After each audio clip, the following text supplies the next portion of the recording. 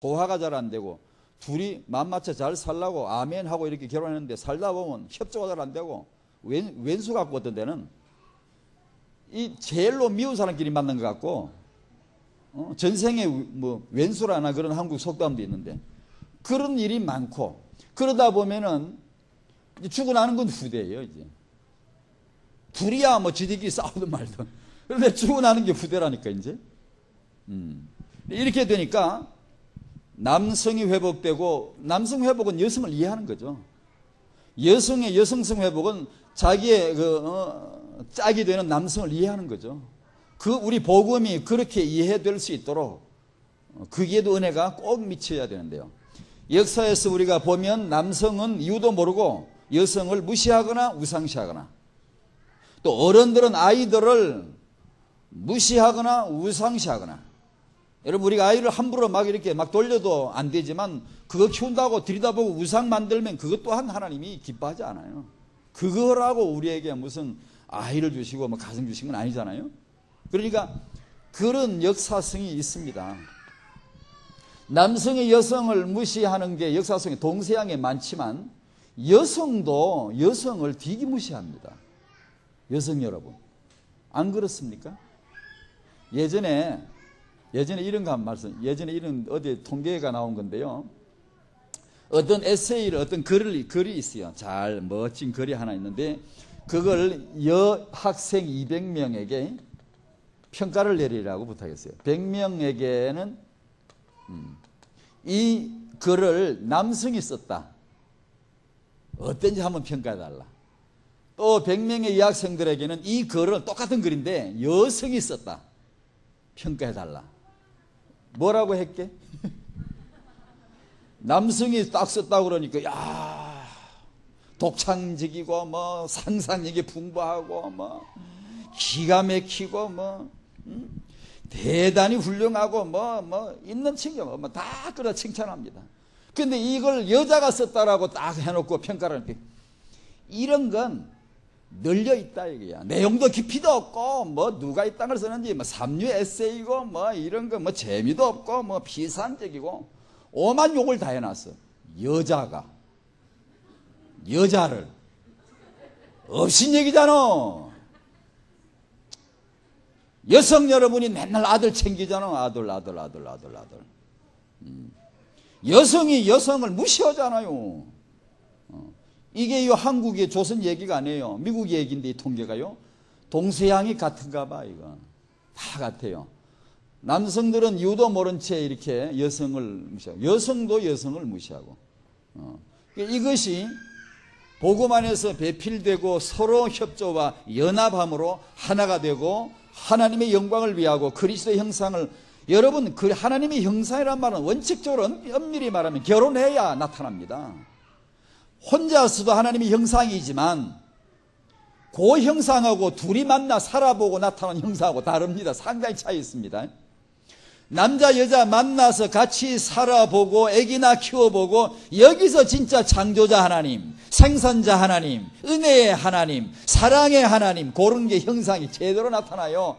거기서 진짜 인정받아야 돼요.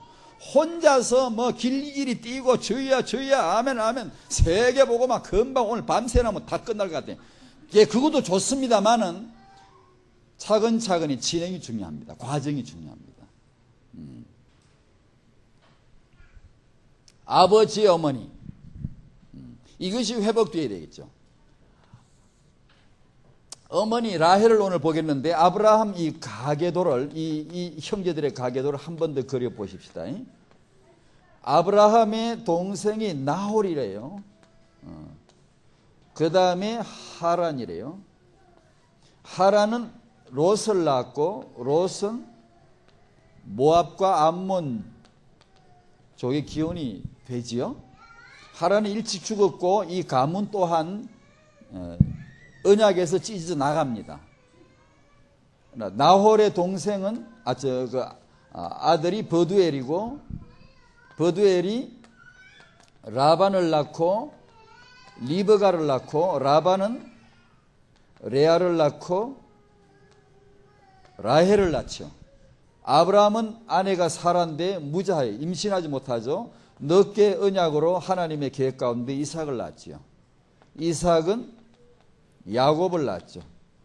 야곱은 12아들. 이게 야곱의 사명입니다. 애 낳는 사명. 12아들을 낳고 가문이 되고 드디어 12지파로 12기둥을 딱 세우는 거예요. 하나님이.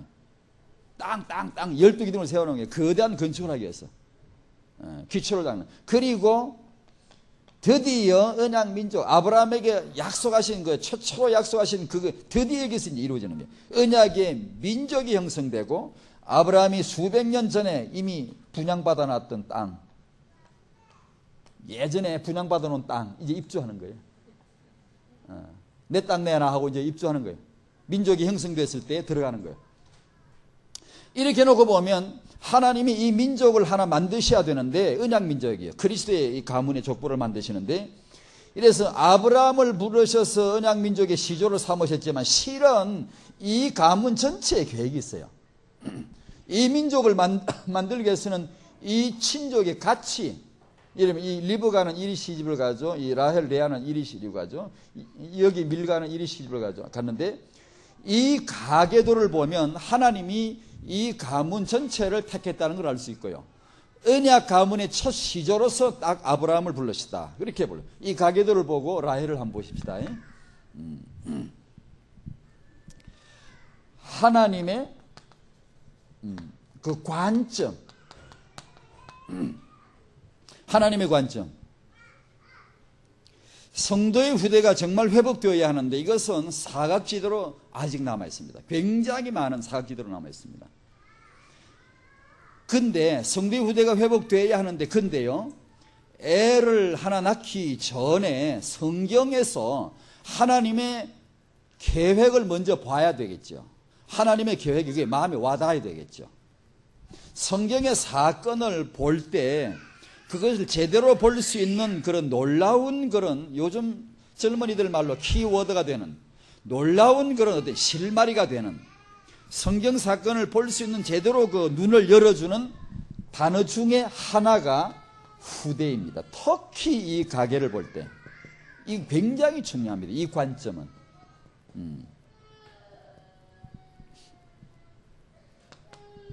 이것을 한번 이제 보는 겁니다. 우리도 하나님의 관점을 지금 봐야 되는데,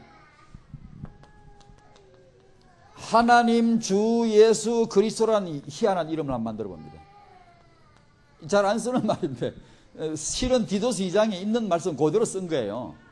우리는 이제 아버지 하나님, 아들 하나님, 성령 하나님이 삼일체적으로 늘 이렇게 듣고 이렇게 말하다 보니까 이런 거 좀 생소하지만 사도 바울이 쓴 말이에요. 하나님의 그 뭐라 되어 있어요? 우리의 크신 하나님 구주 예수 그리스도라. 그래, 그런 표현했죠. 하나님의 모든 참된 역사는 아들을 통해 나타납니다. 여자의 후손에게 걸어놨어요. 하나님의 모든 참된 응답은 여자의 후손 아들에 의해서만 일어나게 되어 있어요. 이루어져야 돼. 그게 참된 거고 아니면 다 가짜예요. 하나님의 기대는 전부 아들에게 걸려 있어요. 하나님의 성공 실패 여부는 전부 아들에게 걸려 있어요. 그러니 아버지 하나님이 그 아들을 어떻게 하시겠어요? 그 아들을 위하여 어떻게 하시겠냐고요. 마태복음 11장 27절에 보면 아버지께서는 모든 것을 내게 맡기셨다. 마태복음 28장 18절에 있죠. 하늘과 땅의 모든 권세를 내게 주셨으니. 요한복음 3장 35절에 아버지께서는 아들에게 만물을 맡기셨다. 주셨다요. 만물은요, 예수 그리스도에 의해서 생겨났습니다. 예수 그리스도를 위하여 생겨났습니다. 그리고 요한복음 5장 22절에 보면 아버지께서는 하나도 심판하지 아니하시고 모든 심판을 아들에게 다 맡기셨다 그래요. 그러니까 예수 그리스도 이름 앞에 모든 무릎이 꿇을 날이 올 것이고 만물이 그 이름 앞에 모두 복종하게 된다. 그 이름입니다. 범죄한 마귀를 하나님이 멱살 탁 잡고 지옥에 땅 때려서 그냥 한 바퀴 빙 돌려가 지옥에 탁 쳐박아 넣어버리면 되잖아요. 안 하시잖아요. 아들을 보내가지고 아들로 하여금 십자가에 죽게 하시고 사망 권세를 딱 깨트리면서 부활하시게 하시고 그 아들로 심판하시게 하잖아요. 그렇잖아요. 뭐가 이 사람이 옳은가 저 사람이 옳은가 기준이 뭐죠? 예수입니다, 여러분. 결혼 묘사할 때 이 사람이 좋은가 저 사람이 좋은가 기준이 예수입니다, 여러분. 이 사건이 진짜 이게 제대로 된 건가 아닌가 기준이, 심판 기준이, 판단 기준이 예수입니다, 여러분. 예수가 의미가 있으면 옳은 거고 아니면 틀린 겁니다, 여러분. 왜냐? 하나님이 그렇게 하시는데 우리가 그렇게 해야지. 요한복음 14장 6절에 예수님이 길이래요. 진리요 생명이시래요. 요한복음 1장 12절에 그 아들을 영접하면 하나님 자녀가 된대요. 어떤 이름이길래 나 같은 이 죄인이 그 이름을 믿었다고 하나님 자녀가 되는 신분이 돌변할 수 있나요? 그런 이름이 어디 있나요? 죽으시고 부활하셨기 때문에 그 이름을 누구든지 믿으면 순간 하나님의 자녀가 되는 권세를 주신단 말이에요. 그 이름이 뭐길래 그 이름으로 기도하면 하나님이 시행하신다. 요한복음 14장 14절에, 요한복음 10장 30절에 나와 아버지는 하나이니라. 그래서 하나님, 크신 하나님 주 예수 그리스도라는 말씀이 맞는 말씀이죠. 하나님은 아들에게 이렇게 모든 것을 그러셨습니다. 자, 그럼 그 하나님의 후대 비전을 조금 더 구체적으로 한번 보십시다. 여기서 인용된 구절이 이사야 9장 7절입니다. 여호와의 만군의 여호와의 열심으로 하는데, 여호와의 열심으로 하나님이 뭘 이루시겠다는 겁니까? 만군의 여호와의 열심으로 이루시리라. 뭘 이루시겠다는 거죠? 여러분이 뭘 하나 정말 갈급한 간절한 어떤 목표가 하나 정해졌다 그럽시다. 그러면 그 목표를 이루려고 시간만 나면 그거 뭐 투자하고, 돈이 있으면 거기다 투자하고, 친구 놀고 이루와 이거 하자 그러고 뭐든지 다 끌어다 붙이겠죠. 하나님 아버지가 어디다가 모든 걸 투자하세요. 어디다 천군천사 어디다 갖다 끌어붙이세요. 아들에게, 예수에게. 사명자 부르면 어디다? 예수 증거하도록. 성령 왜 보내셨어요? 예수 증거하도록. 뭐든지 그 만군의 여호와의 열심히 그 아들을, 그 예수 그리스도 이름에다가 모든 걸 갖다 동원하는 거예요. 동원하는데 이사야 6장 13절에 거룩한 씨가 이 땅 살릴 거루터기래요. 그걸 이루시는 여호와의 열심이네. 7장 14절에 처녀가 잉타의 아들을 낳을 것이다. 그런 무리한 일이 어디 있습니까? 만군의 여호와의 열심히 그를 이루실 겁니다. 그건 일반적으로 아무도 이해할 수 없어요. 하나님은 열받으셨어요. 열심히, 그분은 엔진으로 말하면 마력수를 다 올렸어요. 다. 그게 예수입니다. 예수. 하나님의 마력수가 예수요, 하나님의 능력이 예수요, 하나님의 관심이 예수요, 다 거기다 거신 겁니다. 그렇지? 처녀가 잉태의 아들을 낳을 것이요. 이런 무리한 일을 어떻게 누가 이루시겠습니까? 만군의 여호와의 열심히 이를 이루시리라. 이사야 9장 6절에 한 아들이 오시는데 그분이 전능하신 하나님이래요. 그분이 영존하시는 아버지래요. 어떻게 그런 일이 가능합니까? 만군의 여호와의 열심히 그를 이루시는 겁니다. 보세요. 하나님이 후대라고 하는 후대 언약을 주시기 위해서 부르시는 이 아브라함 부부, 불임이 무자예요. 아이를 낳을 수 없는 부부예요.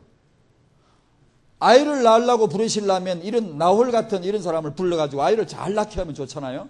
그런데 아이를 낳게 하시려고 부르시는 이 언약 가문에 아이를 못 낳는 아브라함을 불러내시는 하나님의 의도가 뭡니까? 만군의 여호와의 열심이, 그 하나님의 열심을 듣고 세상 여러분 잘 사는데 불러가지고 어디를 가라, 어디를 가, 몰라, 그냥 가. 아이를 낳을 수 없는데 내가 너에게 애를 낳게 할 것이다. 애 낳아라, 애 낳아라. 이런 게 여러분 듣지 않습니다. 여러분 왜 그럼 듣습니까? 만군의 여호와의 열심입니다.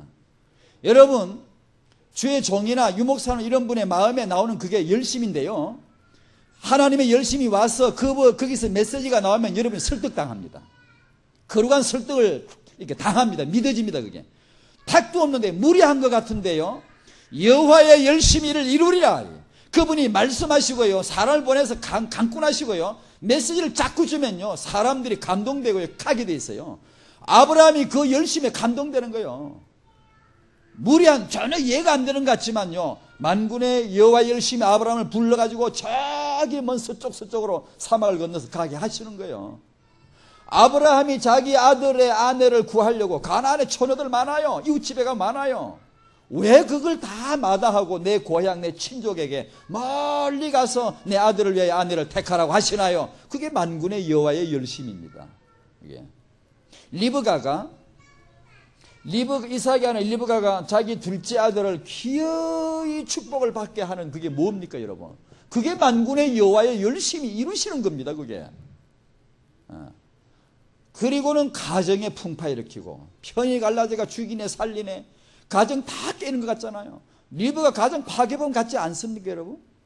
둘째 아들하고 짜가지고 자기 남편과 큰 아들을 속여 먹고, 이게 가정 깨는 여자 같지 않습니까? 왜 그런 무리한 일을 이 여자가 꼭 해야 됩니까? 만군의 여호와의 열심입니다, 이게요.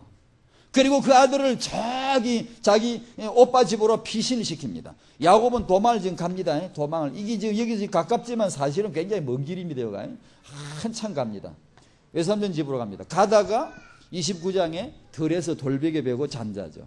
아마 쭈그리고 잤겠지. 그냥 긴장도 되고, 형이 와서 야, 이 새끼 일어나 하고 덜미를 턱 치고 일어날까봐 겁나가지고 눈은 떴다가 감았다 하고 막 잠을 제대로 잤겠어요? 그러다가 하나님 만났어. 그날 밤에 사닥다리가 위에서 놓여지고 하나님 만났어요. 하나님이 큰 손으로, 놀래가 긴장해가 쭈그리고 자는 이 야곱을 뒷뜰을 턱 이렇게, 이 간사한 놈아, 이 쪼잔하고 이 쪼다같던, 네가 남자네? 네가 네 애미하고 짜가지고 네 애비 속여먹고 네 형 속여먹고 잘 될 기다. 도망은 어딜 가? 도망은 가. 일어나, 돌아가 라고 하지 아니하시고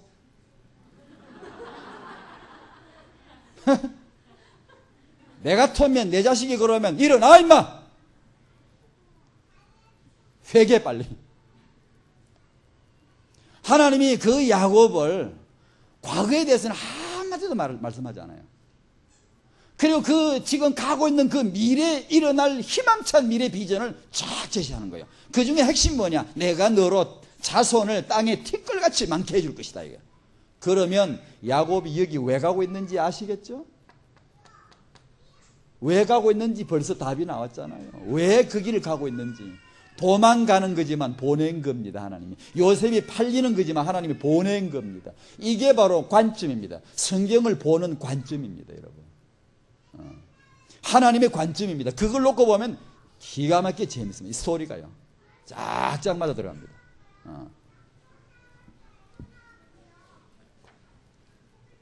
리브가가 야곱을 거기 보낼 때는 아마 그 말투로 보면 곧 올 줄 알았어요. 형이 이제 큰아들이 좀 분노가 가라앉으면 몇 개월 후에 데려오리라 이렇게 생각을 했던 것 같아요. 그러나 오질 못했어요. 아직 금방 오질 못했어요. 리브가는 보지도 못하고 죽었어요. 여러분, 이 사건들은 참, 아버지 이삭이 어느 날, 여러분 참 이런 걸 보면 참 재밌습니다.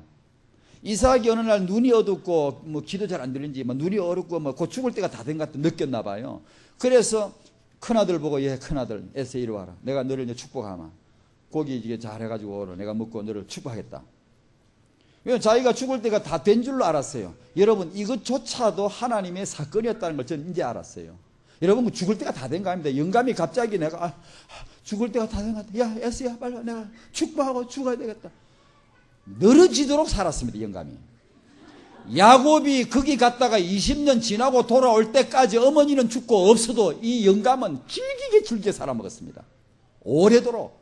그러니까 제 생각이, 아니 그러면 어떻게 그때 그 영감이 죽을 때가 다 됐다고 큰아들이가 축복하려고 그 이상한 짓을 했을까? 예, 고레야 야곱을 보냅니다. 여러분요, 이 후대라고 하는 관점을 놓고 보면 전부 맞아떨어져요. 아주 기가 막혀요. 다 그걸 갖다 우리 섭리라 그럽니다. 갖다 사건을 만들어내시는 분이에요. 이 야곱이 여기 외삼촌 집에 가서 금방 올 줄 알았는데 20년 됐어요. 20년. 그리고 리브가가 참 사랑하는 자기 아들, 이쁜 자기 아들을 친정에 보냈는데 야곱은 거기 가서 뭐예요? 여자를 넷이나 얻어요. 징그럽게 넷이나 얻어요. 그리고 아들을 징그럽게 12이나 낳아가지고 바글바글 낳아가지고 한 부대를 만들어가지고 고향으로 돌아옵니다. 만군의 여호와의 열심이 그를 이루시는 겁니다. 언약 성도 여러분, 여러분의 가문의 후대가 생육하고 번성 충만하는 축복이 있으시기를 바랍니다. 만군의 여호와의 열심이 여러분의 후대로 하여금 세계복음화 시대적 렘넌트로 회복하실 것입니다. 만군의 여호와의 열심으로 여러분 이 하나님의 마음을 만나야 돼요. 애 키울 엄마들 이 마음을 만나야 돼요. 그리고 아기를 부둥켜 안아봐야 돼요. 하나님의 기대, 후대, 하나님의 관심, 렘넌트 이걸 한번 하나님 이 열심을 한번 만나봐야 돼요. 마음에요. 와야 돼요. 그래야 내가 정말 어머니 노릇, 아버지 노릇 우리가 한번 합심히 잘해봅시다. 이게 나오죠. 우리는 언약의 지배를 받으니까 우리 생리가 섭성이 말씀의 지배를 받아야 되니까 중요한 거거든요. 두 번째로 야곱의 아내 라헬입니다. 여러분 야곱 하면 뭐가 생각납니까? 야곱은 12아들을 낳았는데 바람둥이 아닙니다. 야곱이 슬슬 댕기면서 여자들 꽁면에도 댕기고 바람이나 피우고 그런 남자 아닙니다. 이 남자가 왜 11가 아니고 13이 아니고 12일까 아들이? 하나님의 가족 계획입니다. 그건 하나님의 의도된 계획입니다.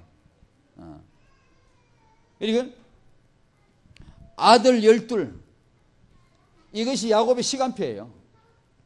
다시 말씀드리면 이삭은 평생 리브가 한 여자만 사랑했어요. 순하죠, 온순하죠, 바람 피울 남자가 아니에요. 착한 남자예요. 저처럼요. 지가 착해요. 그런데 내가 자랑하는 게 아니에요. 착한 이게 영적 문제예요. 그걸 알았어요. 그걸 알았으니까 이렇게 말하지 내가 자랑 같으면 이렇게 말 못해요. 그게 착한 게 사람이 남자가요. 온순하게 착한 그게 영적 문제입니다. 바보죠 그게.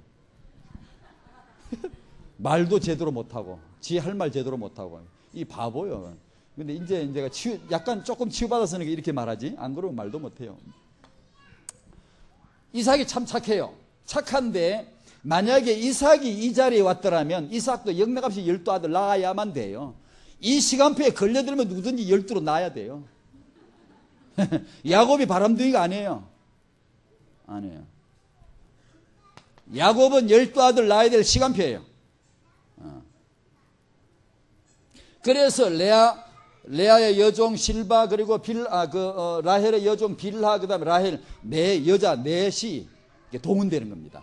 그런데 거기서 우리는 유독 라헬을 주목하려고 합니다. 라헬을 오늘 왜 그러냐? 성경에 라헬을 주목해 주시해주고 있어요. 성령께서 성경에다가 라헬을 이게 비춰주고 있어요. 얼마 동안. 그리고 우리도 따라가는 거예요. 라헬이란 이 존재가 중요합니다. 성경을 잘 보세요. 다른 여자들 많지만 그 중요하지 않아요. 라헬을 그 존재를 성령께서 부각시켜주고 있기 때문에 우리도 한번 따라가 보는 거예요. 첫 번째로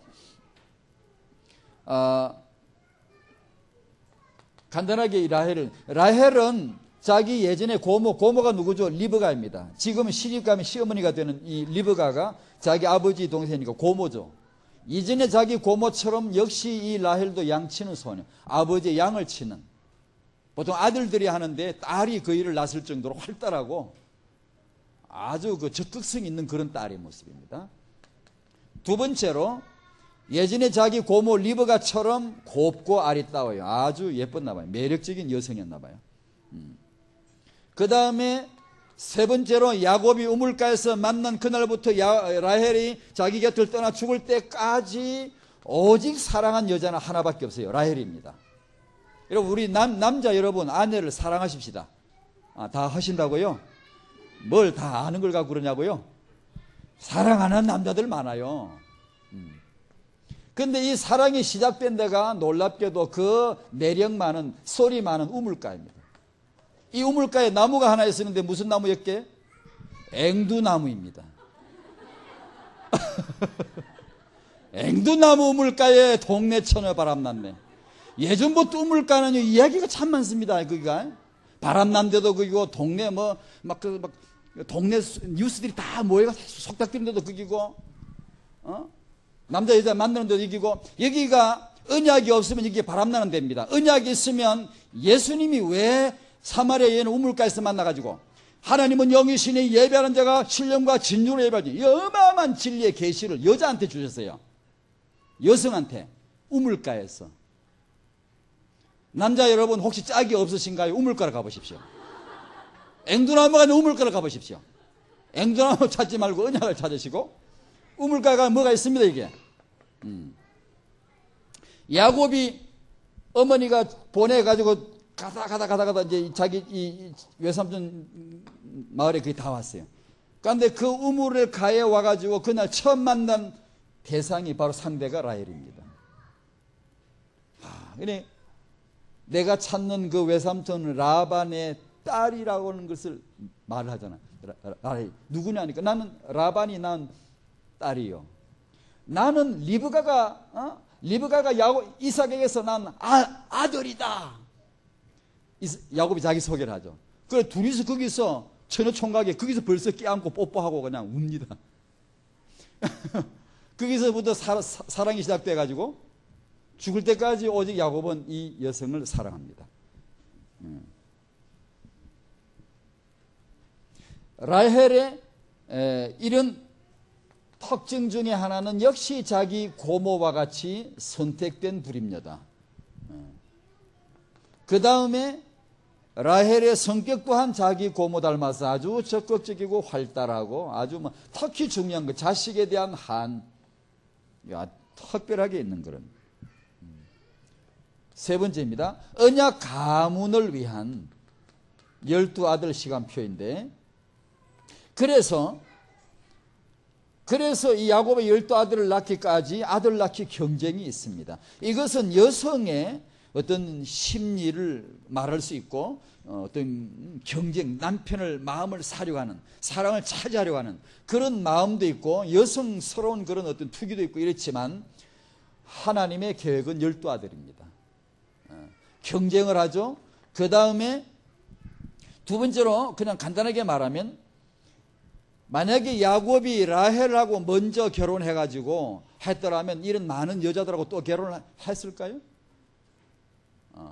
그리고 라헬이 불임이 있지만 불임이든 애를 낳든 한둘 낳았으면 며칠 낳았으면 됐지 계속 낳을까요? 12아들 낳을까요? 안 낳죠. 안 낳죠. 그래서 레아 6명, 그 다음에 그 실바 2명, 벌써 8명이잖아. 이 빌하 2명, 10명 다 채우고 나서 그 다음 마지막으로 라헬이 임신합니다. 그래서 이걸 하나님의 시간표입니다. 이건 야곱이 사랑하는 라헬을 불임으로 끝까지 딱 잡아놓고 10아들 딱 채우고 나서 그 다음에 라헬을 딱 임신되게 하고 하나님이 선택해 하시는 거지. 하나님이 선택해 응답하시는 거죠. 그래서 요셉을 딱 낳고 야곱이 이제 고향으로 가야 되겠다는 마음이 딱 들게 하고 돌아갈 때 라헬 뱃속에 애기 하나 들었고 12를 딱 채우잖아요. 그게 라헬을 마지막으로 그렇게 남겨두시는 계획이죠. 하나님이 후대를 보시기 위해서 어떤 비를 가지신가를 간단히 그냥 소개를 하는 거예요. 그 다음에 요셉의 어머니 라헬입니다. 이것이 이런 것이 타영과 메시지하고 무슨 상관이 있겠습니까? 애기 키우는데. 그런데 저는 어쩔 수 없이 이야기를 해야 돼요. 왜냐하면요, 저는 애기 키우는 전문가 아니에요. 타영아 육아 몰라요. 육아 전문가도 아니에요. 전 전공도 아니에요. 그러니까 아무것도 모르는 사람이에요. 그런데 왜 제가 이 얘기를 하냐면, 제가 어느 날 이런 타영아 후대, 이 목사님 메시지 듣다가 후대를 저는 붙잡았어요. 후대가 붙잡혔어요, 마음이요. 세계복음을 위해서 후대가 회복되어야 되는구나. 그리고 성도의 후대, 이게 마음에 그냥 부딪혀 왔어요. 밀려 들어왔어요. 그래 이제 이 기도를 쭉 하다가 성도의 후대, 태영아 때보다 잘해가지고 후대를 회복해야 되겠구나. 그래가지고 기도를 하는데, 아니 이걸 내가 애를 낳아서 키워야 이게 내게 응답이지, 나도 내가 애를 못 낳으면 이게 뭐 깨달을 만한 무성이 있겠어요? 나도 하지 않는 걸 남에게 해보라, 호라 그러면 내가 뭐 무슨 뭐 비싼 밥 먹고 그러고 왜 돌아다녀요? 할 필요 없잖아요. 기독교 문제가 뭡니까? 지도 안 하는 걸 넘보고 허라서 그게 문제지. 복음도 모르고 전도도 희미한 사람이 목회하려고 그러고 남 보고 전도하라 그러니까 그게 돼요? 목사의 나보다 전도해야지. 내가 복음을 처음 하고 내가 복음으로 전해갈 사람이 내가 아니라 복음 때문에 변화돼가지고 완전히 구원받는 걸 봐봐야 그래야 되지. 안 그러고 나 자기는 못하고 남 보고만 성경 이게 성경이라 하면서 가르치고 그러면 되겠습니까? 나도 그렇잖아요. 이 후대를 깨달았는데 내가 애를, 그래 하나님 왜 이걸 나로 깨닫게 하셨나요? 하나님 저로 아기를 낳게 해 주시든지요. 제가 진짜 그랬어요. 그러면 애를 낳게 해 주실랍니까? 그리고 병원을 댕겼다니까. 지금은 농담 같지만 진지했습니다. 그때는요. 하나님 저로 하여금 이걸 왜 깨닫게 하시죠? 왜 이런 걸 좀 보게 하시죠? 마음이 달아오르는데 청승 내가 애를 낳아야 되겠더라고. 세상가를 보내주시든지 하나님이. 유목사님 맨날 메시지할 때마다 새로 시작하라 막 그러면 소망을 딱 주잖아요. 그럼 내게는 이 음성이 번역이 돼, 통역이 돼 들리기를 새장가를 가라 이런 말로 들려요. 내가 생각하는 새로 시작, 새 판을 짜는 장가를 가야 돼요. 그러니까 여러분 이 청년들은 장가를 잘 가야 됩니다. 여러분 장가를 가는 그것이 판을 짜는 겁니다. 여러분 출발입니다. 그게 출발이에요. 태어나는 출발 하나, 두 번째 세계복음을 해서 결혼한 이 출발이요 중요합니다. 아주. 아니 그래서 아기를 낳으란 말입니까? 하나님 한번 응답해 주세요. 왜 애가 낳아야 말이지. 이게 애가 내 마음대로 애를 낳나요? 그 안 되잖아요. 그래서 하나님 애도 안 생기는데 그럼 하나님 어쩌라고 날 보고 이걸 자꾸 후대하라 그럽니까? 태영아 왜 내가 뭘 해야 됩니까? 그러다가 기도 제목을 하나 잡았어요. 아, 세계복음을 해서 성도님들의 후대는 반드시 회복되어야 하는구나. 반드시 여러분 회복되어야 합니다. 그리고 반드시 회복될 겁니다. 틀림없이 여러분이 핵심 때 가장 중요한 게 흐름이라는 단어를 얻었잖아요. 여러분이 이 시대적 흐름 렘넌트 속에 이미 들어와 있음을 아시길 바라고요. 여러분의 후대가 바로 이 시대적 흐름을 타고 있다. 복을 받을 수밖에 없는 흐름 속에 들어와 있다. 그걸 아셔야 됩니다. 이 사역은 앞으로 누군가는 계속 해야 되는데요. 하나님 그러면 제가 해야 될 역할이 뭐겠습니까? 하고 기도하면서 제목을 하나 잡은 게 그럼 좋습니다. 하나님 제게 이렇게 응답해 주시면 안 되겠습니까?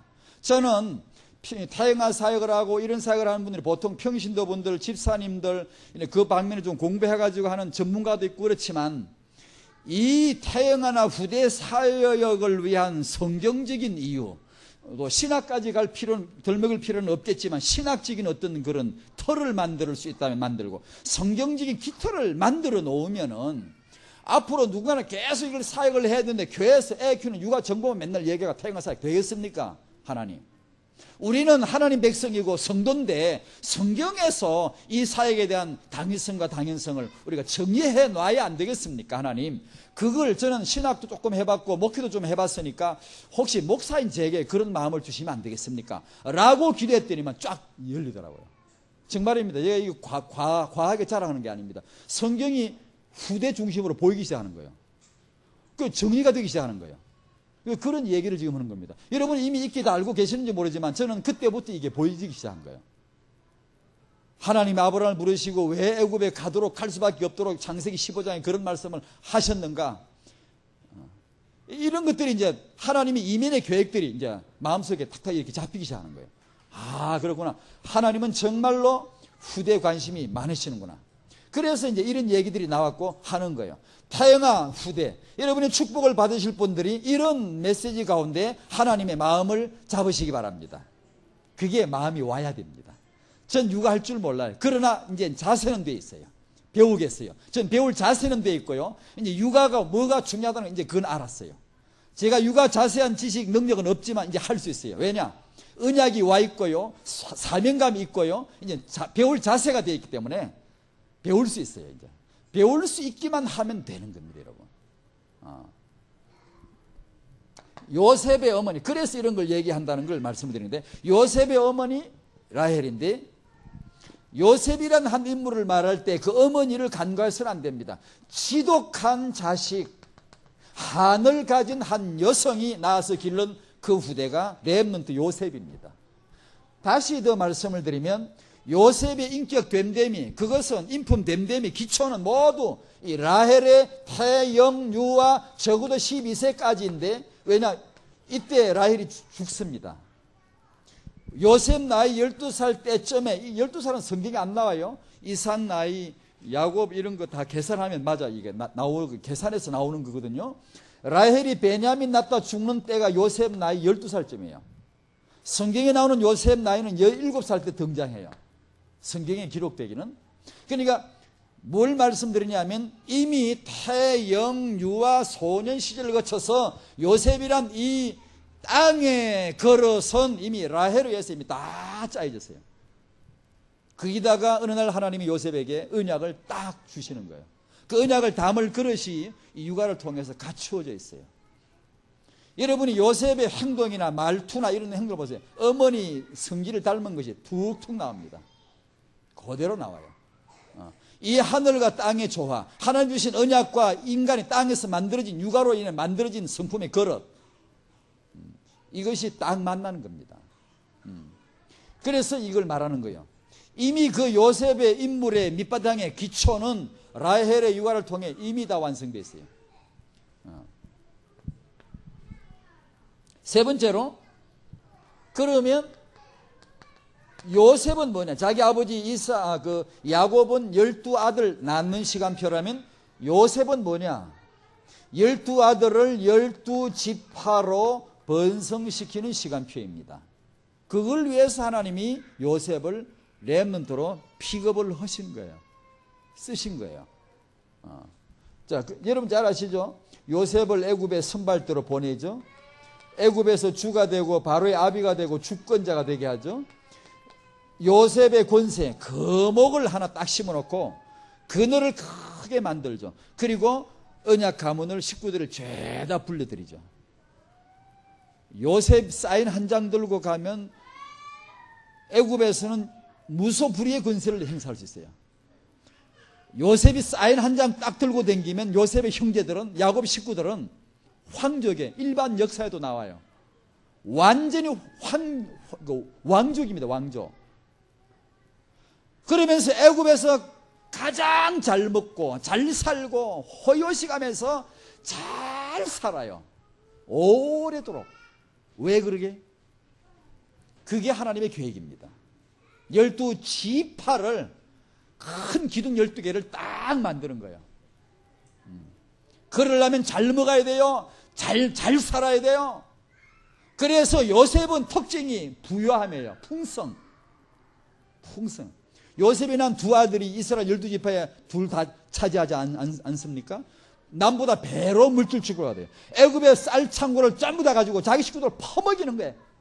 먹어라 이게. 먹고 뭐 하면 돼? 애만 낳으면 돼요. 히브리 여인들이 애 낳는 선수잖아요. 너무 잘 낳아요. 애를 잘 낳아요. 출애굽기 1장 보세요. 애를 얼마나 잘 낳는지. 생육이 중다하여 땅에 편만하더라. 바로 그겁니다. 그게 애굽에 보낸 이유입니다. 그게. 숨은 이면의 계획이에요. 그래서 요셉을 그 역할을 하도록 딱 세워놓은 거예요. 그렇지?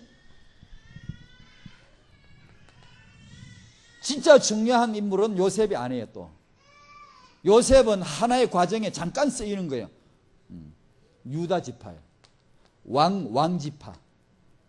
예수 그리스도가 오실 왕지파, 유다 지파. 그 지파를 보호하는 거예요. 나중에 이제는 요셉 축구 끝나면 이제는 유다 지파로 성령이 조명을 가요. 유다 지파를 조명하지 요셉은 이제 더 이상 안 나와요. 그 한 과정에 딱 쓰이는 거예요. 진짜 중요한 것은 그리스도가 오실 유다 지파예요. 그 가문에 개입합니다, 이제. 네 번째로 복음을 위하여, 세계 복음을 위하여. 오늘 왜 이런 긴 얘기들을 했는가 하면요, 성도 여러분, 여성 여러분, 우리 남성 여러분, 세계 복음화를 위하여 우리가 선택된 여성임을 아셔야 됩니다. 세계 복음화를 위하여 내가 선택된, 언약 안에서 선택된 어머니다. 그걸 아셔야 됩니다. 그걸 자긍심을 찾아내야 됩니다. 여러분이 이 마음이 들어오고 나면 육아는 배워집니다. 육아는 되어집니다. 정말 하나님이 도우십니다. 몰랐던 거 눈 열어 깨닫게 하시고, 실수하면 또 깨닫게 하시고, 내가 그렇게 고치가렸던 내 모습, 우리 부모가 갱신되어야 되거든요. 나는 갱신이 안 되고 육아를 가르쳐 보려고 여러분 큰 착각하면 안 됩니다요. 그러니까 그렇게 갱신되고 내가 보여지고 내가 부족하고 너무 연약하지만 하나님이 깨닫게 하고 도와주시게 되어 있거든요. 그러니까 그걸 위해서 먼저 내가 언약 안에서 선택된 어머니다, 선택된 여성이다, 그것을 아셔야 됩니다. 이 시대에 라헬이 필요합니다. 이 시대에 요셉이 필요합니다. 요셉이. 성도님이 만약 이 시대에 요셉 같은 후대를 비전으로 내다보지 않고 이런 후대를 우리가 회복하지 않으면 불임이나 마찬가지입니다. 시대성을, 역사성, 시대성을 놓고 볼 때 하나님의 시대, 세계 복음화를 위해서 하나님 필요한 이 렘넌트 시대에 우리가 이런 요셉 같은 비전을 안 붙잡으면, 다 뭐 요셉까지 똑같이 되라는 법은 없지만 이 렘넌트 비전을 안 붙잡으면, 이런 후대 회복을 위하여 우리가 임신하고 출산, 육아를 계획하지 않는다면 불임이나 마찬가지입니다. 여러분, 의미가 별로 없습니다. 여러분, 사람이 다 애 낳고 키우는데 우리 의미는 뭡니까? 렘넌트 아닙니까?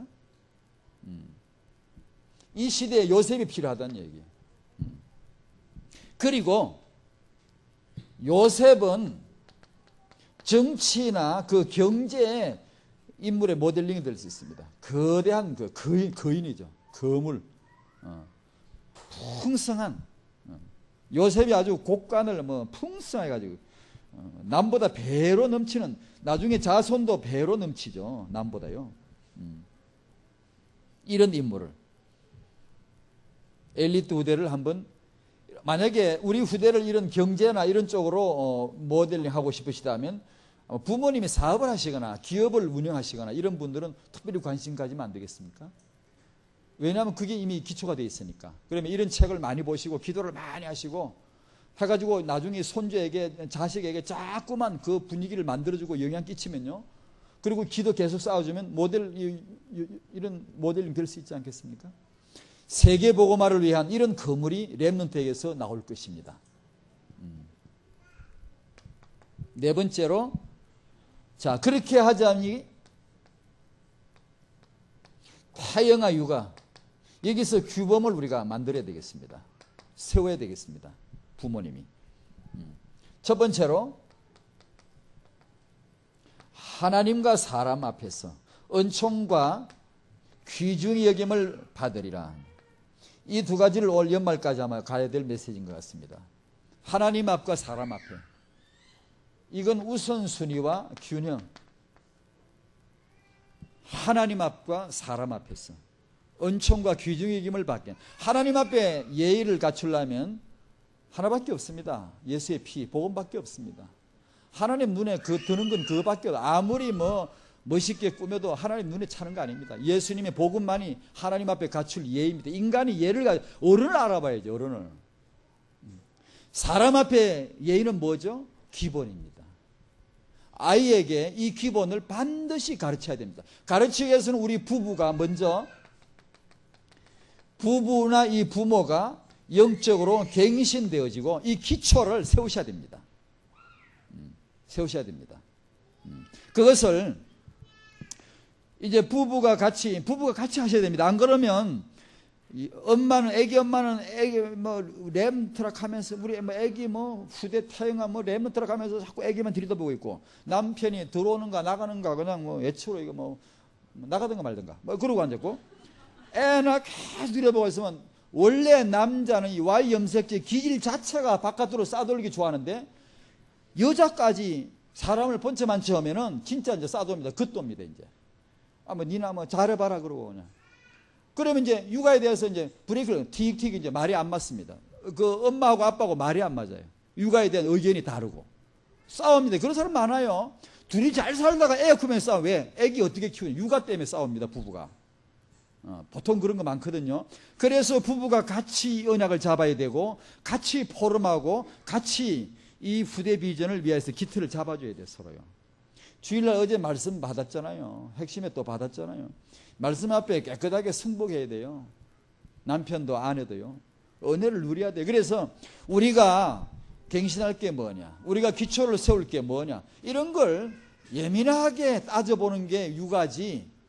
엄마는, 아빠는 겉으로 그냥 아니 니나 잘해봐라고 애기는 잘 모르고 돌아다니고, 엄마는 그냥 아이고 애기 맨날.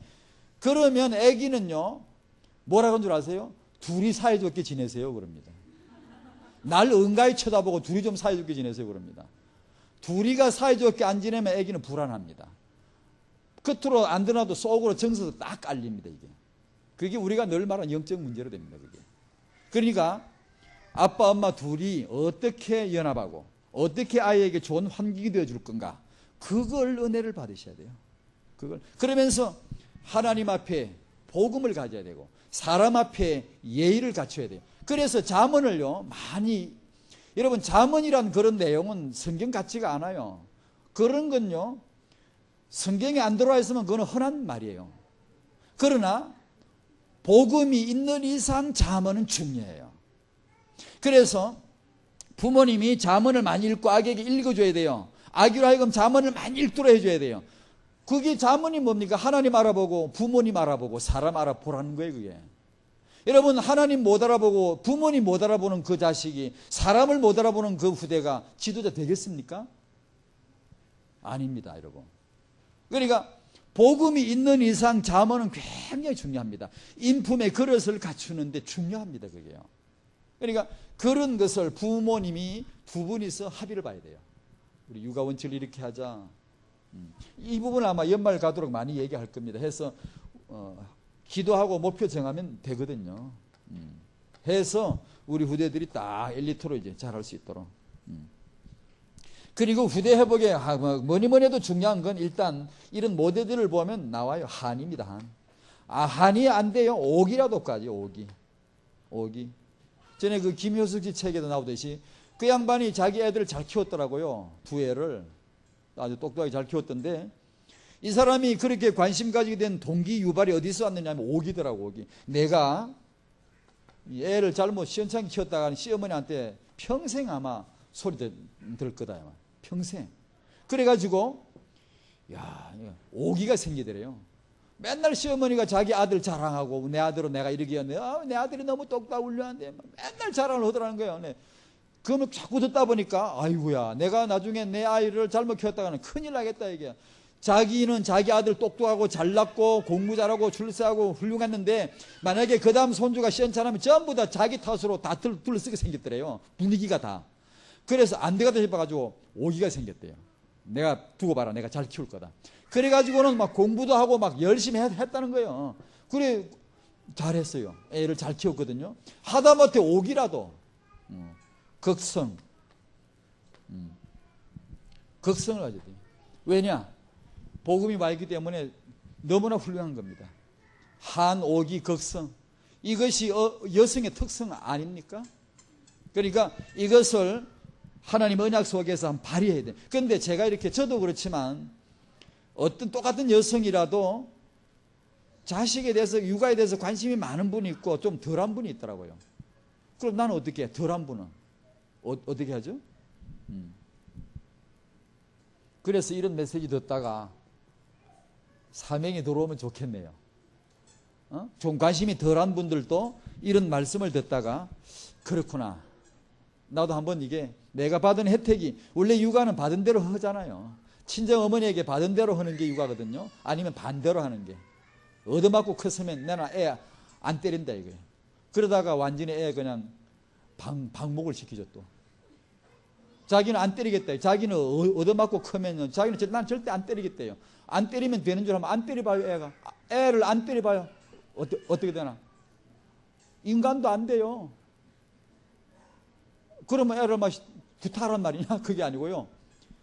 잠언에 잘 보세요. 훈계라는 말씀을 잘 봐야 됩니다. 잡아야 됩니다. 얘는. 때리고 굿다라는 말이 아니고. 그러니까 육아를 이렇게 받은 대로 자기 육아하거나 받은 반대로 육아하거나 보통 그렇게 하면서 잘 되기도 하고 안 되기도 해요. 그런데 이제 그런 혜택을 받지 못하신 분들은 청성 언약 안에서 은혜를 받으셔야 돼요. 저도 그런 편이에요. 저도 그거 잘 몰라요. 근데 어느 날 이걸 좀 깨닫고 보니까 이제 할 수 있어요. 아무리 제가 이 방면에 무식해도요, 할 용의가 이미 충만해요. 할 수 있어요, 이제요. 모르면 배우면 되고, 실수하면 고치면 되고요. 기도하면 되고요. 하나님의 축복이 여러분의 후대들에게 임할 줄로 믿습니다. 렘넌트입니다. 기도하겠습니다. 하나님 아버지, 저희들이 이렇게 정말 복음을 받고 다락방을 통해 시대적 흐름인 렘넌트 시간표 속에 들어와 있고 배워질 수밖에 없는, 축복을 받을 수밖에 없는 이런 놀라운 대열에 들어와 있음을 정말 감사드립니다. 모든 것이 하나님 은혜요, 범사에 감사합니다. 주여, 이제 우리 후대들이 세계 복음화를 위한 렘넌트 흐름을 타고 이 시간표 속에서 축복을 받게 될 줄 믿습니다.